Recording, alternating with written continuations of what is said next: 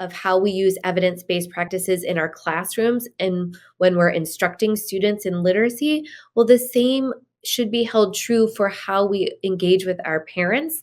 And we want to be integrating models that have proven success. So what we know to be successful is the community model. Family engagement isn't, like I said, just one event that happens at XYZ school on a Thursday night in a spring. Family engagement needs to be interwoven between the school, the community agencies, the stakeholders, industries, and businesses, and your vendors, organizations, and people, your partners like Kids Read Now or those other partners that you have. When you bring folks together like that, that's where we really can find power in leveraging resources and up the chances of success. Another evidence-based practice that we want to remember is about consistency, reputation, and messaging. Family engagement isn't something that just happens around the holidays or over the summer months. We have to remember that parents are constantly bombarded with information. We all are as adults. And so just because we've blasted out a message or posted something on our social media, that isn't enough.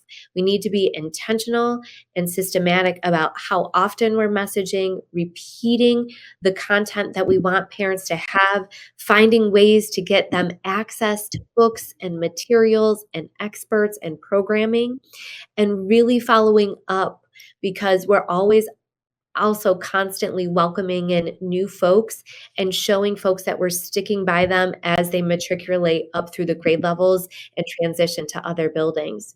What's going to help our family engagement programs is having some really highly engaging, motivating materials, whether that be books in kids' hands or guest speakers or media that we're connecting folks with, making sure that what we are selecting is of high quality and caliber content material.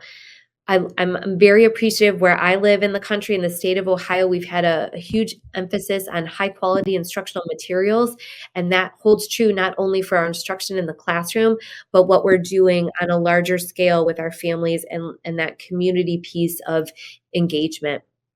So with Kids Read Now, one of the reasons why it was so successful was that students were excited about the books that they were getting.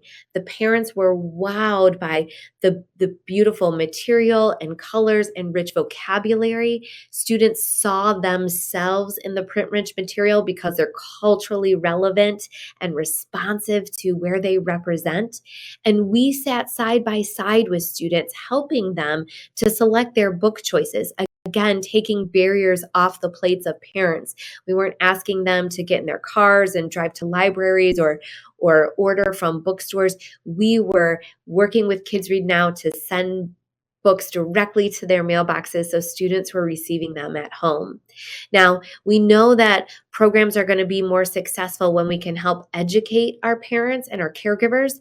So the more we can do, and this is what we did in Chardon, was we had family nights where we modeled for our parents. We taught them strategies of how they can expand conversations and lift up and elevate important vocabulary for their child at home. And we gave them take-home materials as well as recorded videos of ourselves, because not everybody can attend an event on a night or a weekend, but creating videos that were made by the educators, that content was evergreen and people could access it when they wanted.